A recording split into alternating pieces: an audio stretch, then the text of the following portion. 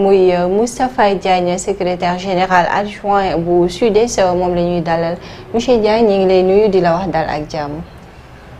waaw Koura maa ngi lay nuyu di la sant Diack si Diack ak kilifa kër gi ak personnel bi yëpp. di am mbégte di ñëw fii di partager ak yéen ay xalaat ci turu SUDES le syndicat unitaire et démocratique des enseignants du Sénégal. nga xam ne le camarade secrétaire général national El Hadj Ibrahima Gueye moo faroon teew. mais comme il est absent de Dakar. il a souhaité à ce que ñu ñëw. wax au nom du SUDES. donc di nuyu tous les enseignants du Sénégal. di leen souhaiter ci liñ jëm une bonne année scolaire. ouverture bu am jàmm ak salaam. merci beaucoup di leen jaajëfal bu baax Abdoulaye ma bàyyi la rek nga tàmbali. waaw jaajëf ko la ñu jaajëfal ko bu baax a baax ci li mu ñëw si ñu ngi ni waxtaanee lu soxal wàllum njàng ak jàngale bi et ñu dooree ko rek ak communiqué bi nga xamante ni jëwriñ bi ñu dénk wàllu mi daal na ko génne di xam ne dañuy daal di interdire lu soxal wàllum utilisation de téléphone portable en milieu scolaire. alors en tant que syndicat naka ngeen jàngatee décision bi nga xamante ni ministère bi jël na ko ndax laata ma ko jël waxtaan amoon na ci wala yéen itam d'accord ngeen ci laata ma koo jël naka nga gisee daal de manière générale décision bi nga xamante ni jël nañ ko ngir interdire l'utilisation de téléphone portable en milieu scolaire. waaw décision bi jot nañ ko mais mun la assurer que ni on a été impliqué à la base. mais quand même le ministère aussi dafa am ñu ko entouré des techniciens de l'éducation nga xam ne it doxalin bi am ci njàng mi lépp loo xam ne dafay war a indi rëq-rëq ci njàng xale yi dañ ciy tenir compte ñu gis ne loolu aussi dañ koy saluer ndaxte xale yi dañu daan topp seen téléphone portable ba fàttali leen fi indi muy njàng mi te gis nga aussi ci examen scolaire yi am na ay rëq-rëq yu ci bëri yu am yoo xamante ni utilisation portable bi moo ko indi. kon bu fekkente ni dañ leen di aaye portable ci biir école loolu lu ñuy rafetlu la ndax am na ci responsable famille yoo xamante ni tey seen doom dem nañ ba terminal sax duñ leen utal téléphone. utal téléphone ndax téléphone bi bu ko indi xale bi indi école dana ko emporter ba réellement liñ ko indi école mu war a jàng concentré wu. aussi mën na indi défaut bu ko defee nag bu njiiti réew ñoom ñi jiite éducation le ministre de l'éducation nationale gis ne loolu rëq-rëq la ci école bi mu jël ci ay matuwaay loolu aussi dañ koy rafetlu li ci des nag mooy chef d'établissement yi que parce que c'est bon que ministre bi jël def communiqué jël ay matuwaay mais matuwaay dafa war a am accompagnement application justement mesure d'accompagnement application yooyu nag autorité scolaire yi nekk ci établissement chef d'établissement yi ak équipe pédagogique yi ñoo ci war a farlu taxaw ci ba wax dëgg yàlla li ci ministre bi jublu muy intérêt xale yi muy gunge xale yi mu mën a am mais bu fekkee jël na communiqué bi te à la base amul application aussi du jëriñ dara. Sensibiliser également les enfants parce que c'est à travers des structures comme le gouvernement scolaire war nañu partager ak ñoom communiqué ministériel bi ñu xam li ci ministre bi jublu ak li nga xamante ne koy dàqal ci li nga xamante ni mën na indi erreur ci seen njàng. Monsieur Diagne est-ce que du contradictoire le fait que nga bëgg a andi lii di intelligence artificielle ba pare nga tere lii di l'utilisation de téléphone portable. non du contradictoire parce que boo liree note ministérielle bi wax ci intelligence artificielle dañ koy utiliser de façon inclusive éthique et intelligente ndaxte foofu ci pratique pédagogique bi bu ñuy jàng ñu xool ne intelligence artificielle danañu accompagner fii danañ jàppale fii boobaa lañ ko mën a utiliser te boobaa aussi sera sous le contrôle des enseignants mais c'est différent ak xale bi yor portable am nekk ci cours école bi nekk ci récréation nekk ci moment de pause di ko utiliser. Intelligence bi fu ñu koy jaarale ordinateur wala téléphone portable. bon intelligence même bon j'ai dit que ni.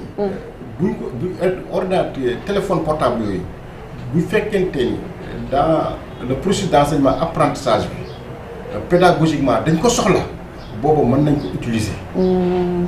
pour l'intérêt pédagogique. donc am na cas d'exception. am na cas d'exception mais nag li ñuy bañ mooy fi mu nekk ni ko xale utiliser nga xamante ni da leen di divertir. l'utilisation abusive.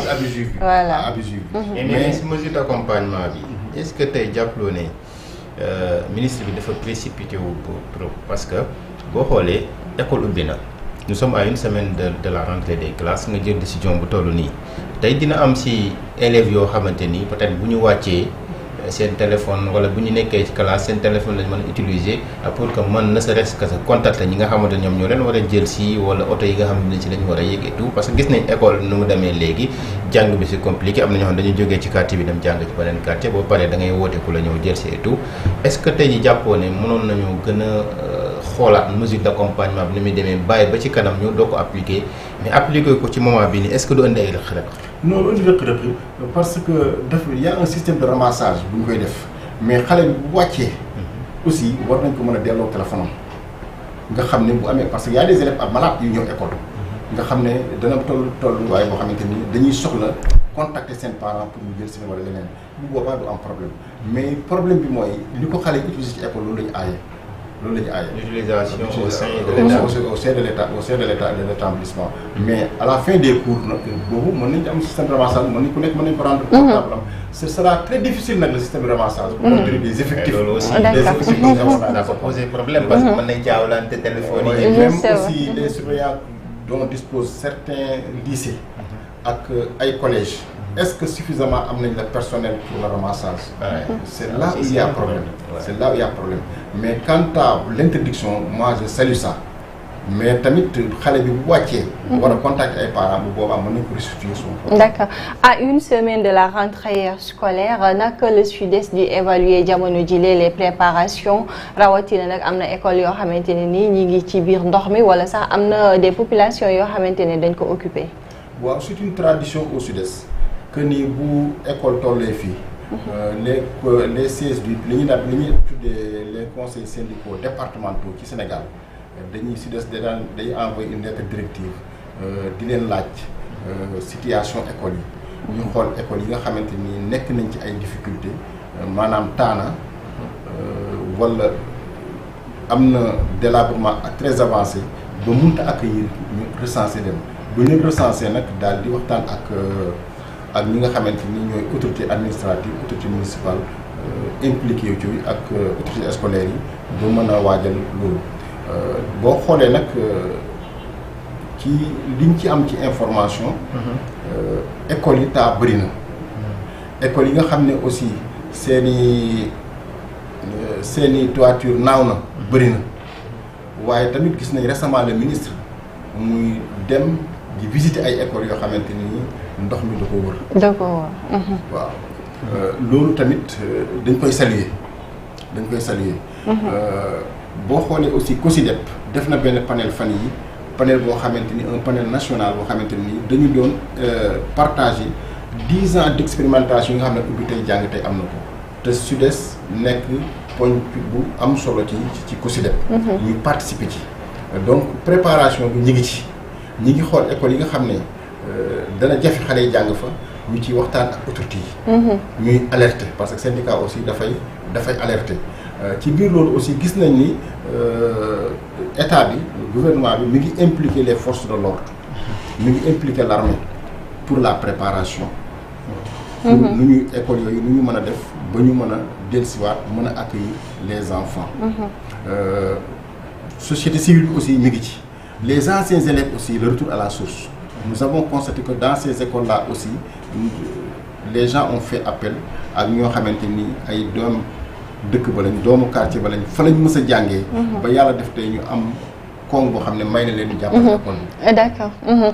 Peut-être que SUDES mi ngi mener peut-être des actions yoo xamante ne dinañu mën a trouver des solutions pérennes ça je dirais parce que chaque année dañuy assister à ces genres donc il est temps peut-être que le ministère wala l'État du Sénégal aussi mu débourser des moyens yoo xamante ne plus jamais dootuñu revivre ces situations.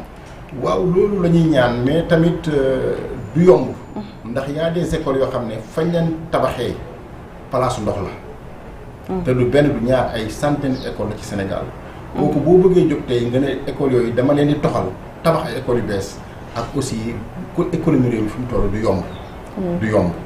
yomb donc progressivement mën nañ ci jël ay matuwaay mais dàkk tey ne école yooyu dañuy fexe ba dootul taa loolu mënut a nekk am na ci ay école tey bu ñu ne suba la école tijji nga nettoyé leen dindi lépp defar lépp ba mu jekk bu tawee ci guddi bu ñu xëyee kenn du fa dugg ndax école fi ñu placé wu la kon tey jii loolu bu fekkente ni am na phénomène boo xamante ni daal nañ ko dégg ñu ko doon wax di ko wax tout le temps Sénégal muy le concept de ubbi tey jàngi tey mais loolu est-ce que mën na nekk une réalité dans la mesure où tey jii am na ay établissement yoo xamante ni ay seen toit yi naaw am na établissement yoo xamante ni tey jii salle de classe yi mi ngi nekk dans un état de délabrement très avancé am na ci ay établissement yoo xamante ni tey jii ndox mi nangu na ko complètement est-ce que tey jii loolu bu fekkente ni gis nañ maanaam yi paramètres yooyu noonu yëpp mën nañoo wax que ne le concept ubbi tey jàng tey dina mën a nekk une réalité.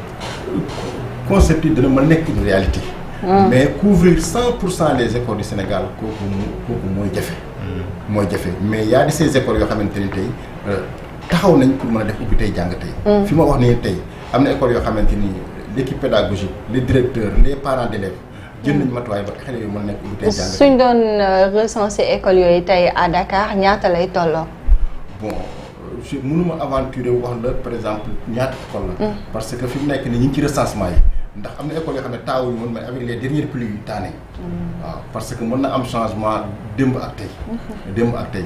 mais quand même école yi nga xamante ni vraiment day doon poser problème ba tax ministre bi déplacé wu aussi jël nañ matuwaay yi. à l'intérieur du pays am na ci école yoo xamante ni ñun amoon nañ ci njàqare mais démb ci guddi man j'ai échangé avec des responsables des chefs d'établissement ñu xamal ma ne may municipalité yenn maires yi.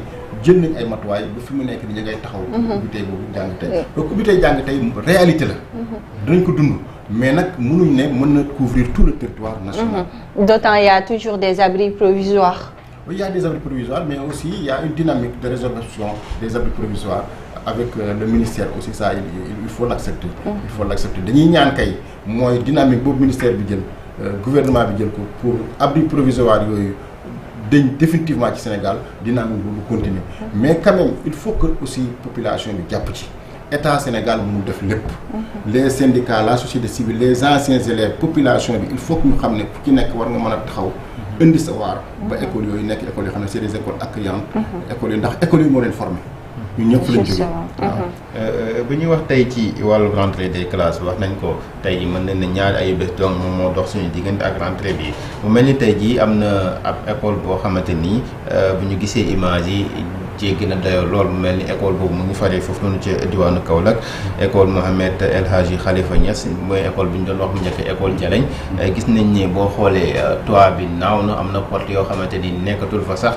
est-ce que genre école yu mel noonu ministre bi yëg na situation bi et tamit municipalité bi ku nekk xam na ne ci compétence am bokk na ci di réfectionner des salles de classe di réfectionner yenn établissement yi nga xam dafa nekk ci difficulté mais est-ce que tey jii genre école yu mel noonu am na ci tey lu ngeen prévoir pour accompagner leen ko ne serait-ce que sur le côté de la sensibilisation pour que informer ñi nga xam ne ñoo nekk les autorités locales mais aussi les autorités compétentes pour que ñu jël ci ay mesures le plus rapidement possible ñu mën a éradiquer le phénomène bu nekkante ne sax pour kii bi am na ab vidéo boo xam ne voilà basi bu nekkee mën nañ ko am ñu gis école bi nu mu demee lii dafa jékki dayo parce que école la bu xale yi war a jàng mais gis nañ toit bi naaw na am na ci ay vidéo yoo xamante ni sax boo ko gisee da ngay gis carrément que ni am na ay porte yoo xamante ni daanaka yàqu na lii moo nekk situation actuelle bu école bi nga xam ne moom lañ tuddee école Jaleñ foofu noonu nekk ci diwaanu Kaolack. Kaolack non c'est à Kaolack. waaw image yi mu gisee day am lu métti parce que moi je suis un produit de cette école. fa laa defee CI en 1977 ba am ko en 36e daal di génn. ah oui mu doon école boo xamante ni ci école yi nga xam ne ci front local bi la bokkoon. muy école yi ñu doon ndamoo ci région de Kaolack. nga xam ne formé na cadre yu bëri. nga xam ne nous avions des enseignants dévoués. nous avions une implication parents d'élèves yi impliqué wu. xale yi di fa jàng dans la dignité dans la sécurité. tey nag mu am melokaan yu mel nii mais quand même au niveau de Jaleñ aussi les autorités sont informées parce que hier le directeur m'a dit que ni la mairie a envoyé une délégation une mission technique. boo xam ne recensé na ko xool noonu lañ mën a def ba xale yi mën a dugg fii. en même temps aussi à l'amicale des anciens élèves des anciens de Jaleñ. nga xam ne y a de grands cadres ci bokk. y a aussi xale ñu ngi ko tuddee Mohamed Khalifa Niass. maam Khalifa. la famille religieuse aussi ñoom it jóg nañ ci. ñu am yaakaar d'ici 2 semaines. bu ñu boolee suñu doolee. famille religieuse bi. solution dina am population bi. ak la mairie solution dina am.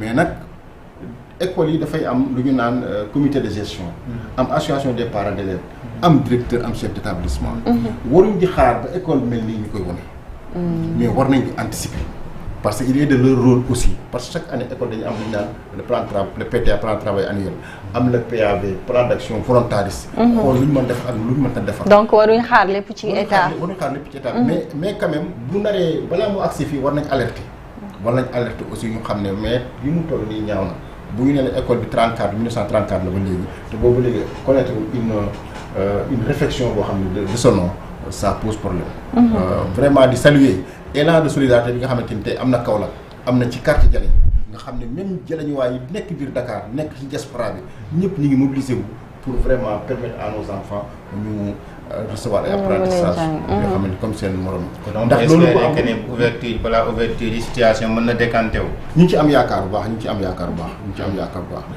hier dans la journée c'était triste mais ba ci ngoon boo xoolee contact yi nga xamante ni les enseignants ñu ngi koy def am nañ ci yaakaar di aussi aussi le maire de Kaolack c'est une compétence transférée l'école est une compétence transférée mi ngi def effort de macha allah mais quand même lii tamit wax dëgg yàlla moom war na ci taxawaay boo xamante ni bu mucc ayib ba permettre xale yi tey ndax xale yi bu fekkente ni lii jëluñ ci pexe ubbi tey jàng tey bi ñoom du ubbi tey jàng tey mais ce sera une déception pour ces enfants. Mais est-ce que c'est devenu une réalité depuis ñu andee concept bi ubbi tey jàng tey bi. waaw non ubbi tey jàng tey bi y a de cela 10 ans bi concept bi ba xoolee léegi mais dans cette dizaine année là dafay day am ay mesures d'accompagnement ndax dañ daan toog bu école ubbi 1 semaine 2 semaines doo jàng mais quand même tey li ñu mën a wax mooy bi école tijjee même bu dee ñaari nit wala ñetti élèves aussi danañ démarrer. laa kay il faut que ñu population bi parents d'élèves yi ñu sensibiliser leen ba xale yi di ñëw ndax aussi bu fekkente ni au niveau de l'école jël nañ matuwaay yëpp ministère jël matuwaay yi ñu jël matuwaay yëpp ba jour ouverture gisoo élèves mais est-ce que aussi ñi ngi tenir en compte phénomène bi nga xamante ne bu fekkente ne état déboursé wul peut-être des moyens pour mën a doter ces élèves-là des fournitures scolaires moo yamoo nawet ñëpp xam nañ ne jamono ji école di tijji day fekk que ni baykat yi mënaguñu épuiser li nga xamante ne ni jot ci seeni récolte sax bay mën a jaay ba mën a jëndal seen doom yi fourniture wala ñu mën leen inscrire. waaw léegi fourniture yi aussi loolu dañu ne ubbi tey jàng tey xale bi même bu dee benn cahier sax bu ko amee nañ ci tàmbali ak moom mais cette année aussi dañuy saluer le ministère de l'éducation nationale parce que récemment il y a une cérémonie officielle de réception de matériel tey mun naa ne y a 50 000 tables bancs yoo xam ne disponible na pour les écoles 3 389 38 manuels scolaires 500 000 kits scolaires complets 21 000 tables bancs et des milliers de mobiliers pour les enseignants et les bureaux administratifs. loolu aussi lu ñuy saluer la. ministre moo ko def bu fi mu nekk nii ñu ngi koy def. destination pour le territoire national. pour le territoire national. naam xëy na du matériel lépp mais mun nañu c'est une première.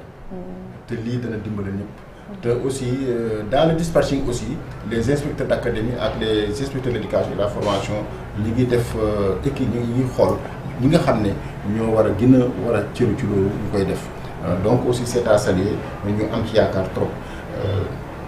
léegi ñu gisoon que ne jamono bële ci ginnaaw dénkoon nañ ministre bi ñu dénk wàllu jàng beeg jàngale bi di Moustapha Maba Guirassy mu ne pour lutter contre ces abris provisoires am na ak koppar boo xam ne wala budget boo xam ne dañ koy génnee liggéey ci ak génie militaire pour fexe ba ñu tabax li nga xam ne moo nekk ay salles de classe pour que fii quelques années ñu mën a tàggoo définitivement ak li nga xam ne moo nekk abri provisoire bi fan la yëf yi toll est-ce que am na ay avancées yoo xamante ni yéen mën ngeen ñu ko ci wax. À ce niveau la cérémonie de lancement def nañ ko à Sédhiou pourquoi génie militaire parce que gis nañ ne aussi rigueur transparence ak éthique aussi kenn du ko jàngal militaire.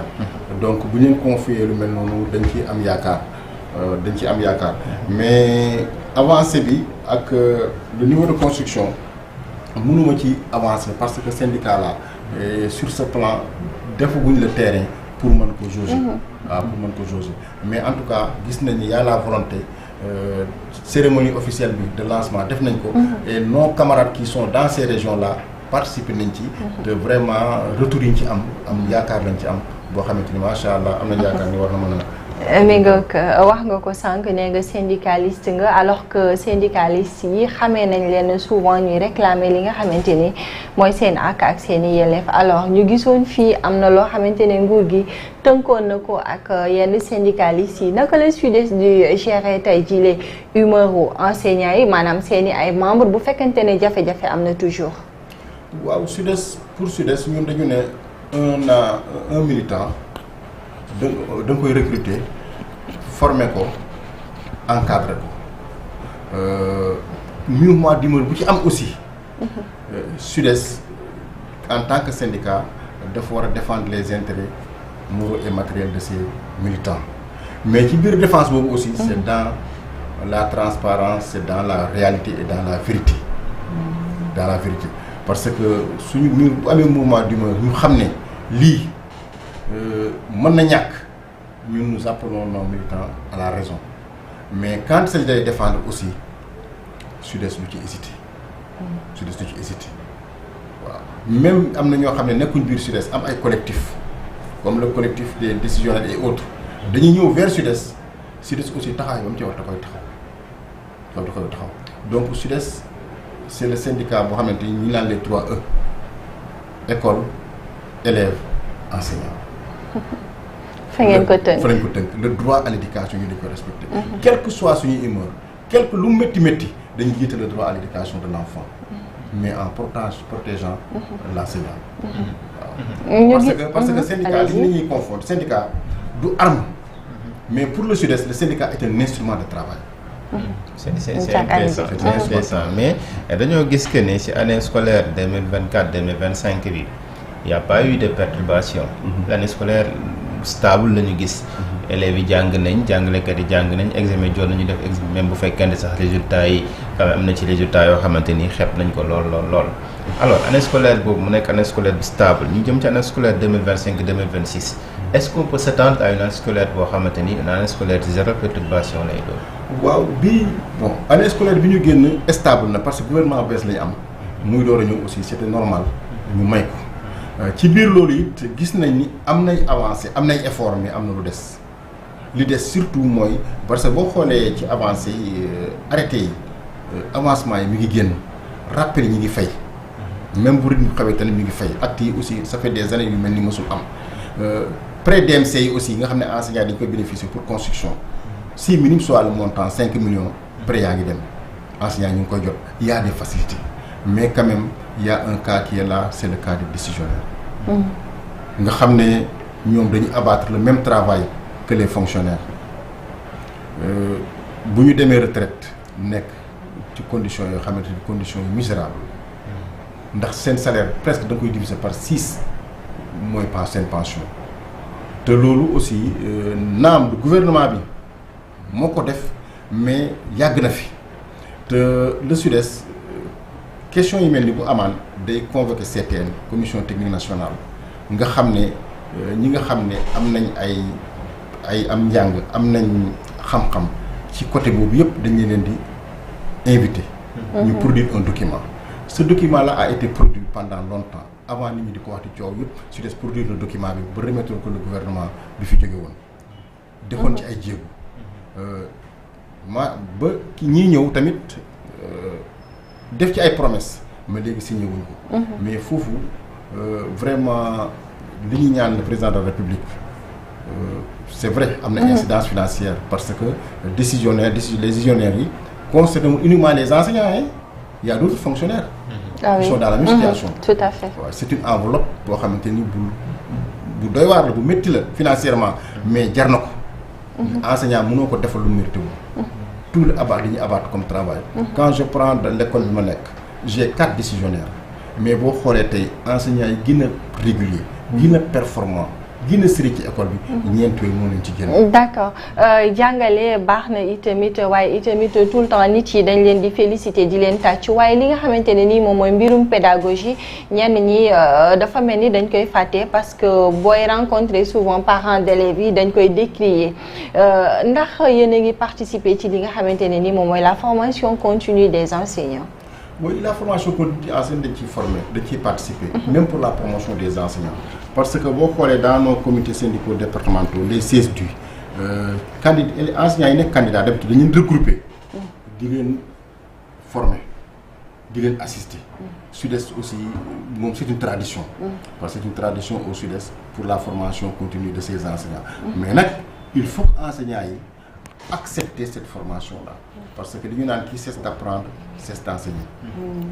un enseignant dafa war toujours di jàng rawatina jamono bi ñu toll avec l'IA les intelligences artificielles.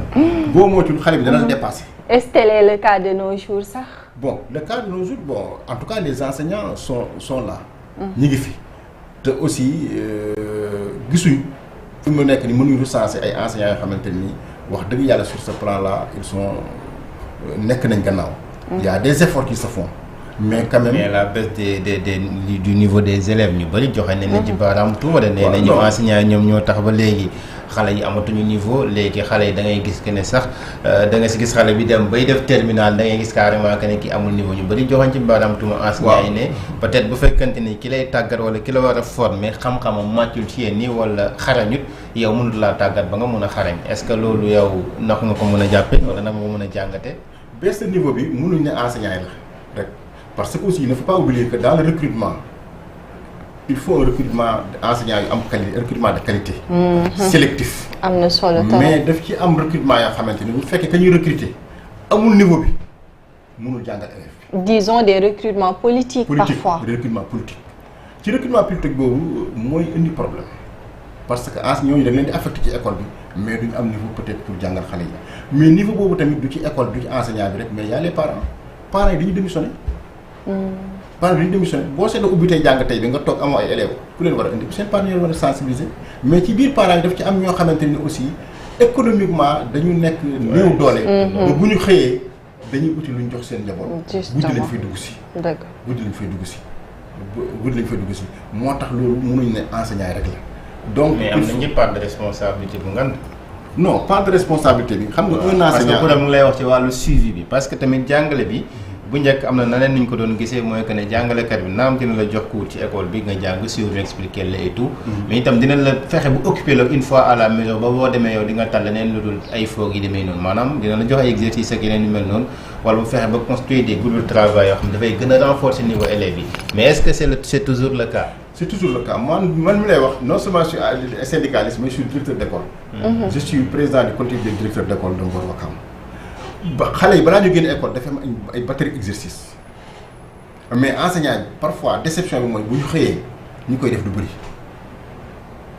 c'est au niveau de la maison mais quand même warul tax enseignant bi abandonné parce que li ma leen di wax mooy loolu il faut contacter les parents nga gën leen sensibiliser parce que même parent bi bu fekkente ni jàngul am na ay pexe yu mu daal suñu maam am na pexe yoo xamante ni jàngul danaa ñëw toogal sama wet waxal may dégg est-ce que xam nga yooyu yëpp c'est des choses yoo xamante ni dañ ko war a mën a indiwaat dañ ko war a mën a indiwaat donc il faut que parent bi xelam dal ba nga xam ne xaleem bu ñu doomam bu ñëwee dana mën a waxtaan ak moom dana ko mën a encadrer dana mën a ko wax jàngal say leçons boobu kër xelam dal nag day fekk mu poosam na ci dara mu xam ne dépense ëllëgam taxaw na. enseignant bi nga xam ne amul niveau nag recrutement politique la kooku c'est pas l'enseignant. mais vous là yéen ñi wax que ni vous êtes directeur d'école alors que day am li nga xamante ne ni moom mooy recrutement politique souvent mën na yàq réputation école bi parce que bu fekkente ne résultat bu génnee ngeen gën a am résultat yi gën a bon depuis résultat tey jii est-ce que jotul yéen itamit ngeen dugal ci seen loxo à ce que ñu mën a barrer la route à ces recrutements politiques. recrutement politique kooku moom le Sud-Est est ferme. Le Sud-Est li muy demander un recrutement de qualité par voie de mais recrutement politique yi ban niveau la amee parce que man ñu li ñu faral di gis mooy concours la ñuy demee la ngay duggee ci enseignement bi ban niveau la recrutement politique bi amee. mais kooku kay du ren rek. année yii da ko daan dégg. bu ñu nee recrutement par voie de concours ne 500 jël 600 à côté. quota bi te 600 boobu nga doon mën a contrôler ñoo par exemple 600 wala 700 bu ñu jël quota boobu nga doon mën a contrôler parce que. ku ne da ciy nekk mais quand même il faut dire que ci biir recrutement yooyu am na ci ñoo xam ne tey c'est de bons enseignants parce que dañoo nangoo jàng la formation continue il y a des cycles d'animation pédagogique à l'école il y a des séances d'encadrement yoo xamante ni enseignant bi bu nangoo fa am Pastef tuuti nangoo jàng da ciy génn waaw ute naa ki nga xamante ni nag moom dafa ñëw rek pour nekk ci biir am lu am. il n'est pas passionné il n'est pas passionné kooku pour ñun du jàngalekat. loolu ñun pour jàngalekat mi ngi fi rek. dañ ko fi teg mais quand même y a une organisation interne boo xamante ni au niveau des écoles enseignants yi am nañ ko di jàppalante ba wax dëgg yàlla mën nañ ci la mais le niveau des élèves c'est vrai wàcc na mais responsabilité yëpp mënuñ ko teg ci kaw jàngalekat yi. mais léegi par rapport ak protocole d'accord bi nga xamante ni moom ngeen xaatimoon ak état bu Sénégal yan ponk la ci état bu Sénégal respecté ak yan ponk moo nekk ba léegi en stand by yoo xamante ni peut-être état bu Sénégal lam ci warloon ak ngeen deful. bon ci plateforme yi boo xoolee sur le plan de la formation il y a la fin de la formation à distance au niveau de l'université. Présentement aussi boo xoolee au niveau du ministère pour la formation bi ngay wax nii ci intelligence artificielle il y a 105 000 enseignants qui seront formés. Il y a 500 tablettes ordinateurs yi nga xam ne dañ ko mettre à la disposition des élèves de première terminale S1 S2 pour les accompagner. L'entrée administrative bi aussi ñi gis ne am na ay améliorations. Mais quand même terewul ñu waxaat ñaanaat pour que vraiment mu gën a gaaw mais mbañ gàcce gi moom problème dëgg bi moom c'est le problème des décisionnaires. décisionnaires. kooku daal wax dëgg yàlla moo tere nelaw syndicat yi. moo tere nelaw enseignants yi parce que ñi dem retraite ren ak daaw bëri na trop. te duñ bénéficier wu avantage bu amee. d'accord ñu nekk ci réew moo xamante ne nii changé nañ fii ay régime alors naka ngeen jàngante ne nii moom mooy l'impact des politiques gouvernementales ci li nga xamante ne mooy seen secteur bi. bon suñu secteur bi li ñu ci mën a wax mooy ministre bi ñu am bëri na am na initiative am na ambition. te aussi day déglu dafa am sens de l'écoute am na yar aussi bon du tagg ko mais quand même nit ki da nga koy seede li mu am. te bi mu ñëwee dafay fexe di réunir les familles d'acteurs yi nga xam ne dañuy intervenir ci éducation déglu leen ku jàmbat ko xool problème dëkk bi problème mu éducation parce que ñun aussi c'est un produit de l'éducation. c'est un chef d'établissement. donc mu ngi ci biir. donc loolu yëpp bi mu ko dajalee nag mu ngi def ay pas mais quand même dañu naan dañ naan na gën a waaxu mu gën a gaaw. mais quand même il y a des améliorations sur ce plan. waaw. d'accord ñu góorgóorlu mais tout à l'heure maa ngi lay laaj ci lu soxal revendication yi nga xamante ni dañ ngeen ko porté muy lu soxal protocole d'accord bi. li tax ma laaj la loolu mooy yan su ma juumul ci CSA ngeen bokk. donc am na ci ay centrales yoo xamante ni demoon nañ signé bi ñu naan pacte de stabilité sociale. te pacte de stabilité sociale bi en quelque sorte mën na tënk syndicats yi ba. xëy na bu ñu bëggee def yenn mouvement d'humeur duñ ko mën a def. est-ce que tey jii année scolaire 2025-2026 malgré am na yoo xamante ni des na ci seen ay revendications da ngeen di respecter di pacte social bi ba du ngeen def li ñuy naan yëngu-yëngal. non pacte social bi mënuñu tënk ndaxte pacte social bi central dañuy ñëw peser ci balance bi ne ñun lii ak lii lañu wut. la ñuy wut ci biir pacte boobu état bi gouvernement bi. ne man lii ak lii ak lii danaa ko def mais aussi y a le patronat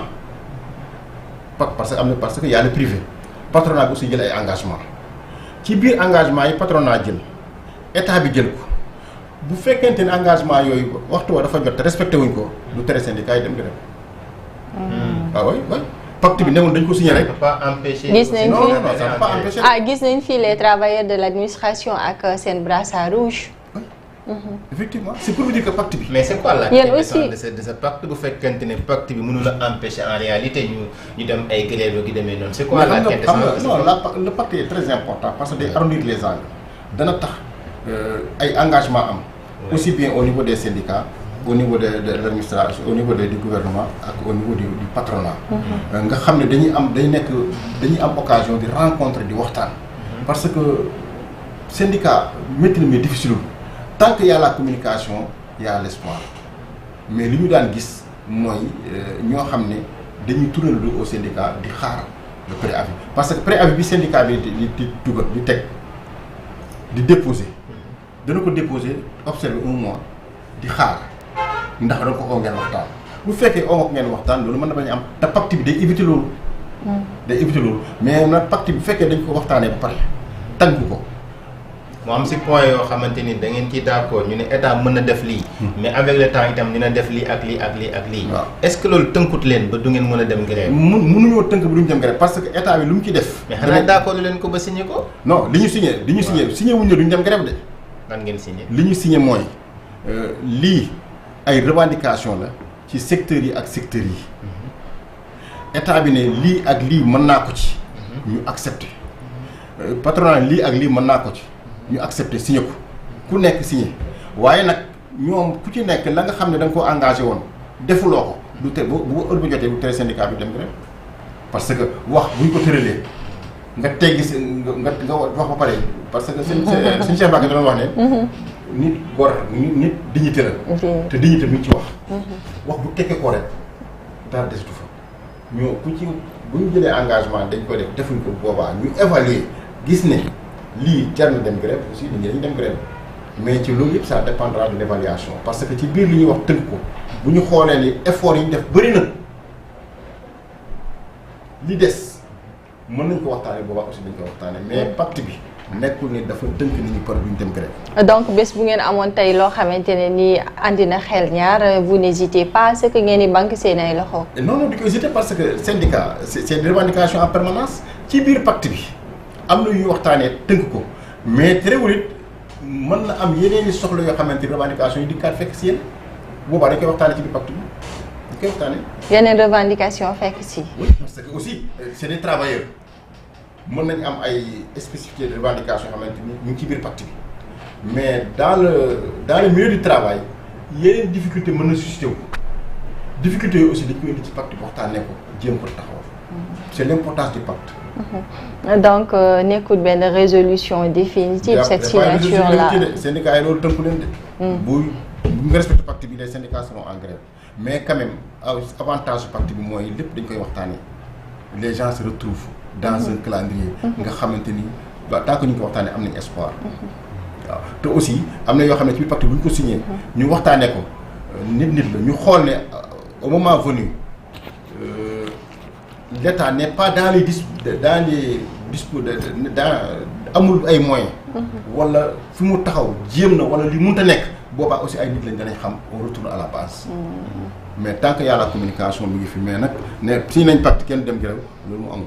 alors ñu gis ne tam wàllum bu ñuy wax éducation wàllum enseignement parfois dañ koy day teinté de violence lu tax ñuy wax loolu mooy am na fi tey jii ay enseignants yoo xamante ni dund nañ lu mel ni wàllum agression am na si ñoo xamante ni seen ay propres élèves ñoom ñoo leen koy def naka ngeen di dundee situation bi est-ce que bi mu amee ak léegi jëm ngeen di def ay waxtaan ay concertation avec les autres syndicats xool naka ngeen di waxtaanee ba ce phénomène là ñu mën ko dindi complètement ci li nga xam ne moo nekk école sénégalaise bi. waaw violence moom wax dëgg yàlla surtout temps yi ñu jógee c'est enseignants yi souffrir nañ ci gis nañu enseignants yi ñu agressé en plein cours au milieu de leur école. muy lu métti loo xam ne dund nañ ko. ba tax na tamit matuwaay yi nga xam ne jël nañ ko waxtaan ci ak ñi nga xam ne ñoo yor la protection des enseignants mooy les autorités aussi waxtaan nañ ci association des parents d'élèves aussi au niveau national jël na ci ay matuwaay dem à l'intérieur du pays waxtaan ak les associations des parents d'élèves ba nga xam ne au moins yooyu aussi ñu gën a sensibiliser les xale yi parce que ñun ba ñuy jàng am na suñu monsieur sax bu ñu daje woon dañuy sëgg mais loolu tumuranke na tey c'est vrai mën nañ nangu ne avec l'avancée technologique te boobu aussi il fallait dire bon il faut le reconnaître source de savoir bi enseignant bi la woon enseignant bi mu amoon xam-xam mooy jàngale lu mu jàngal élève bi ko jàngal kër gi du ko xam mais élève bi tey bu jëlee portable mën na jàng loo xam ne enseignant bi jaaratu moom donc autorité boobu day wàññeeku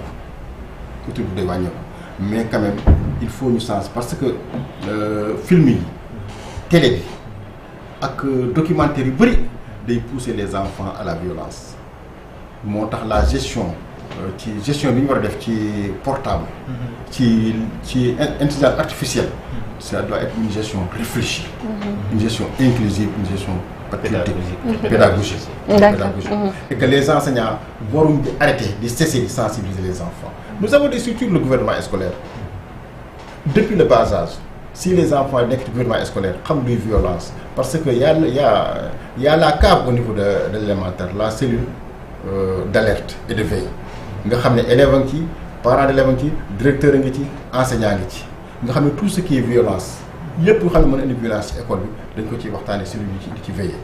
yooyu yëpp c'est des structures yoo xamante ni buñ ko vraiment joxee cëram war nañ ci mën a génn. mais à côté de ces violences également am na lu ñu nemmeeku ci biir école yi rawatina ci li nga xamante ne ni moom mooy xew bu semaine culturelle amee au lieu que mu doon des aspects pédagogiques mais dafa mel ni dafay divertir les enfants les élèves ba tax ñuy gis des images yoo xamante ne ni souvent obscènes lay doon. waaw loolu aussi vraiment c'est regrettable. parce que foofu du place am du école mais. place am du école waaye dans les foyers ak les gouvernements scolaires dañu leen war a encadrer ku leen war a encadrer mooy enseignants yi mooy l'équipe pédagogique bu amee encadrement ba ca war ñu def répétition ba ca war di leen suivre am na dérapage yoo xam ne mën nañu ko éviter mais xale yi boo leen bàyyee ci ñoom rek pour ñoom dara aayul. Donc la faute, on peut toujours imputer la faute aux enseignants. Bon, quelque part aussi, bon, mënuñ ne toute faute bi dafa incomber enseignant bi mais tamit boo yoree gouvernement scolaire nga yor nu mu tudd un foyer bu xale yi retrouvé wu vraiment bu fekkee encadrement bi ci war am na ci ñuy veiller di alerter. am na jour cérémonie bi am na yoo xam ne du génn. du fa dem parce que xale yi ñoom ci seen biir am na yoo xamante ni bu ko seen waroon waree def ñoo naan ko lii bu ko def je vous donne un exemple avec la citoyenneté nous dañuy expérimenter le cadre de vie à l'école boobu c'était à Kaolack cadre de vie boobu dafa am ay carton jaune carton rouge défini par le règlement intérieur ñu ne telle faute carton jaune la telle faute carton rouge la ñu ne au bout d'un temps. 1 mois ou 2 mois dañuy def levée des couleurs ñu xool ak classe bi nga xam ne moo am moins de carton ñu neexal élèves ki ci ëpp ay carton devant tout le monde ñu sermonné leen mais da ngay gis xale yi ànd ci biir cour ba caag kenn bëgg a sànni dara kenn téye loxo bi ne ko bu ko def dañu am carton donc c'est des habitudes à la base nga koy inculquer xale bi màgg ak moom loolu aussi quelque part ça fait défaut. parce que civisme mu mel ni sax daanaka dafa sax nag raar ci école yi léegi. école yi mais quand même ñi ngi ci mais quand même loolu tamit aussi emploi temps yi dafay chargé au point que enseignant bi léegi jot boobu dana ko jafe te aussi motivation yi tamit ak la vie économique dana tegu ci kaw jàngalkat bi. ba léeg-léeg wàccee day fexe daw uti lu mu. la pression sociale. waaw yooyu aussi ay manquements la yoo xamante ni aussi vraiment il faut reconnaître mais c'est regrettable. dama jot léegi benn message sama benn waaye mu yónnee ma message mu ne ma ñoom seen xale yi léegi daanaka dañ leen bëgg a sax ñoom ñoo fax yóbbu leen ci école privée bi. parce que école publique bi daanaka cours yi nga xamante ne ñu ngi leen fay jox yenn saa yi du matale moo tax ñoom ñëpp dañu bëgg a jël seen doom yóbbu ko ci école li nga xam ne moo nekk école privée bi. est-ce que tey jii itam jotul ngeen xoolaat bu baax a baax. enseignants yi nga xamante ni dañu nekk ay enseignants yoo xamante ni recrutés par l'État du Sénégal ñu déserter les cours wala di bàyyi li nga xam ne moo nekk école publique yi di dem di servir cours fi nga xam ne moo nekk école privée yi. bon en tout cas foofu li may wax mooy ñun enseignants publics nous sommes des produits de l'école publique lañ génnee. ñu recruter ñu pour école publique ñu war a servir pour l'école publique et jour bu parents yi demee ba ne amatuñ confiance école publique nous cesserons d'être des enseignants mais quand même. L'école privée bi aussi il y a 2 choses il y a offre éducative bi ndaxte école publique mënut a recevoir tous les enseignants tous les élèves du Sénégal loolu moo waral école publique privée am muy compléter offre éducation bi mais ci biir loolu aussi il y a la marchandisation il y a des écoles privées yoo xamante ni il faut le regretter. li ma xale yi doon wax kaw la naan école maison école privée ñu naan école maison donc c'est des écoles yoo xam ne kenn xamul fu ñu génnee mais foofu damay saluer au nom du Sud-Est démarche bi nga xam ne inspecteur d'académie Dakar bi ñu koy def parce que nous avons appris que am na ay missions yu génnoon ci biir Dakar di travailler ci vacances yi di xool école privée di sensibiliser ñu am kay di xool ñu nekk en règle ak ñu nekk en règle mais nag dire que ni les enseignants d'école publique dañuy bàyyi école publique bi dem jàngale privé non ça aussi peut-être au niveau du moyen secondaire ils ont des emplois de temps seen emploi de temps bi ñu ko paree public bi mën nañ dem privé. Est-ce que c'est pas interdit? Bon, dans les textes, c'est interdit. Ouais. Il faut le reconnaître. Ouais. Il faut le reconnaître. Mais quand même aussi, vous faites qu'un enseignant a une motivation, vous avez une telle de ce fait que dafay devenir légal finalement parce que bu fekkente ne la nga bëgg amoo ko ci public bi da nga koy recourir fële ca. mais il y a des écoles publiques yoo xam ne ñoo gën a résultat école privée yi du jeex. Man chez moi je reçois des élèves publics léegi am na école privée yi ñoo ma bañ du ma leen jël parce que li ñu au sud-est li ñuy jàngal mooy foo nekk il faut être parmi les meilleurs. Au sud-est li ñuy jàngal mooy boo yoree école na nekk une école accueillante na ne une école de performance ku ko gis bëgg ko. ku gis bëgg ko te loolu aussi il faut que le directeur bi am une ouverture impliquer la communauté parce que communauté bi jafe na jafewul pour ñu impliquer rek lu ci bëri dana faju. Mais quand même il faut dire que ni c'est pas tous les parents. am na parents yoo xam ne c'est des produits de l'école privée. gëmuñu ma école privée. mais l'école publique aussi est en train de faire ses pas. li ci des mooy jàppale ko ba nga xamante ne ni tey parents bi ñu fa dugal seen doom duñ ko rëcc duñ ko regretter. Les enseignants de l'école publique aussi. formation ba ñu am il faut reconnaître privé am ko. léegi public bay jàngale ci privé bi di. En tout cas même si bu fekkente ne public bay jàngale ci privé bi la ca public ba du ci privé bi c'est le moment aussi de rendre hommage à ci ñi nga xamante ne nag vraiment ñoom ñoo ñu dalaloon ñoo ñu jàngal te ñu ba ñu toll fii. Peut-être une dernière question li ma bëgg a xam mooy parce que bu ne Sud-Est nañ gën a am syndicat boo xamante ni kenn du ko présenté fii ci Sénégal am na taxawaay boo xamante ni bu am solo la. bokk na ci syndicat yi nga xamante ñoom lañu tuddee syndicat yu représentatif lan moo war a nekk jamono bii défi yi nga xamante ni moom moo leen di xaar yéen waa SUDES. défi bi mooy di continuer massification bi di continuer communication bi ndaxte xam nga léeg-léeg suñu mbokk yi dañu naan c'est le syndicat des vieux. ay mag lañ loolu la ñu tooñee quoi. vieux par l'âge. mais boo demee du Sud-Est. la moyenne d'âge c'est 32 ans 35 ans 36 ans. oui. man tey bu def partie secrétaire général il n'est pas. pour dire que on a des jeunes autour du syndicat. li ci des rek mooy gën a communication bi. parce que aussi c'est un syndicat boo xam ne nous tenons beaucoup aux valeurs. nous tenons beaucoup aux valeurs. c'est important. nous tenons beaucoup au travail bien fait. parce que un militant du Sud-Est ñun li ñu koy jàngal moo waru tardé. kenn warul ñëw dañu ñëw koy fekk sa liggéey ne la yokk ci lii mais deful lii kenn duñu ko def. maanaam rigueur yi tamit. rigueur bi aussi lañ ko kii parce que ce qu'on a appris dans le Sud-Est waaw. et sur les déficits d'enseignants aussi lan la ci Sud-Est di wax.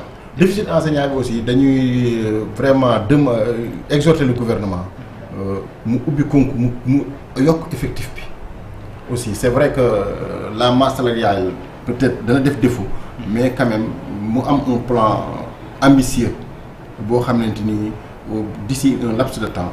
danañ mën a couvrir ñoom ñëpp nga xam ne tey danañ classe dana fees parce que aussi il y a beaucoup d'enseignants malades il faut le dire. xam nga jàng mi c'est lié à ça. nous avons beaucoup d'enseignants malades à l'intérieur du pays. nga xam ne c'est des enseignants mais il est difficile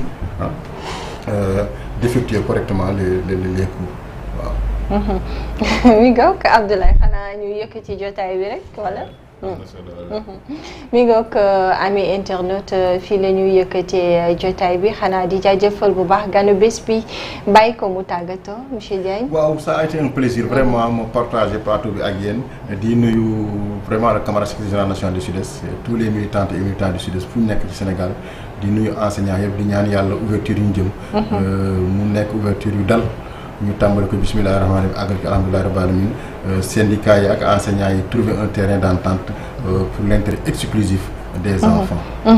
mi ngoog am na solo di la jaajëfalaat bu baax a baax Moustapha Diagne lañ fi doon dalal moom mi nga xamante ni moom mooy secrétaire adjoint kuréel gi lee du Sud-Est Abdoulaye yow aussi moo bàyyi la nga tàggatoo. waaw jërëjëf jaajëfal nañ la bu baax a baax soxna ko rek di jaajëfal sunu gan Moustapha Diagne ci clarté bi nga xamante ni mu ngi koy apporter à travers ses réponses di nuyu bu baax a baax le secrétaire général bu SUDES di Ibrahima Gueye boo xamante ni peut-être mën nañu seen collaborateur parce que yàgg nañ ko invité yàgg nañoo def ak mooy reportage yi di wax que ne SUDES moom syndicat la bu ñu xam ni mu ko waxee la syndicat la boo xamante ni dañuy bàyyi xel bu baax ba lu soxal wàllum valeur ak éthique. donc kon lu mel noonu la ñuy soxla parce que jàng ak jàngale du rek joxe ay cours waaye tamit da nga jàngal xale yi loo xamante ni ëllëg bu ñu demee ba màgg dinañu mën a ñoom itam former ay nit ci ay jikko yu baax waaye itam former leen ci ay valeurs yoo xamante ni yu am solo la. donc ñu leen di jaajëfal bu baax a baax di leen encouragé bu baax ci loolu même bu nekkee syndicat des vies itam bii day am solo léeg-léeg mag jàngal parce que dañu wax souvent bu la mag jàngalee li mu la jàngal doo ko fàtte. donc mbégte loon kontaan bi tellement di ko dalal di nuyu bu baax di ziar Basile bu faree ci partie technique bi di nuyu ak ziar internet yi ñu doon suivre waaye tamit toute la rédaction de Presse Afrique di diggee daje nag ëllëg incha allah ci waxtu ak beneen gan ñu waxtaanee Sénégal ak tolluwaayam. merci beaucoup di la jaajëfal bu baax Abdoulaye Diack ci gunge gi di jaajëfal Malé Mboup mi fi jotoon jaar waaye itamit du ñu tàyyi rek di jaajëfal ganu bés bi Moustapha Diagne di la wax rek merci encore une fois di jaajëfal la partie technique Basile merci à vous amis fidèles internautes amuñu seen fay xanaa di leen jox dig daje suba ak jàmm incha allah ak beneen gan kendal ak jàmm.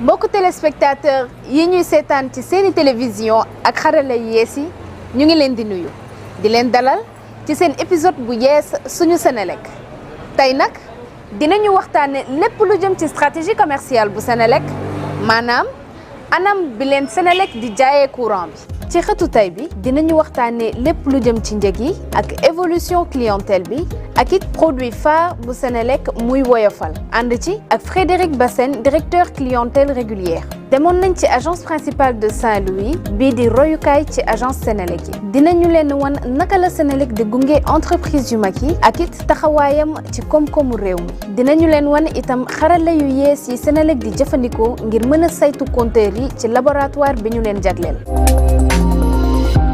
Monsieur Bassène jërëjëf ci dalal bi nga ñu dalal fii ci agence principale bu Sacré-Cœur yow yaay directeur clientèle régulière askan wi baaxoo nañ di wax ni njëg yi leen Senelec teg leerul ci seen bopp lan moo waral loolu ak naka la ñuy xayma njëg yi. jërëjëf soxna Aïda fii ci Sénégal daa am lu ñuy tuddee commission de régulation du secteur de l'énergie bi nga xamante ni moom mooy déterminer njëgu courant bi du Senelec ci coobare boppam wax client bi ñaata la war a fayee wala ñaata la war a jëndee courant bi. commission boobu nag tey système de tarification bu muy pratiquer ci suñu ay clients li ci ëpp ci suñu ay clients maanaam dëkkuwaay yi ak même ci yenn bërëb liggéeykaay yi système de tarification par tranche lañ koy tuddee. Senelec am na tey lu ëpp ci 2 millions de clients lan nga ñu mën a wax ci clientèle boobu ni mu bindoo.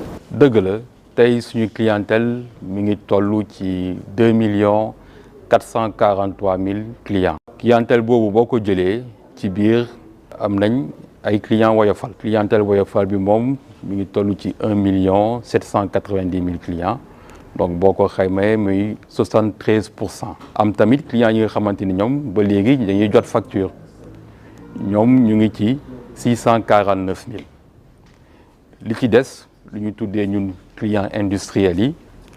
ñoom boo xoolee li ci des mi ngi toll à peu près ci 3,700 clients. loolu tey mooy suñu cartographie suñu clientèle nu mu bindoo. donc boo ko xaymee tuuti diggante évolution bi toll na ci environ 688,000 clients yu bees diggante 2020 ak 2025 muy 40.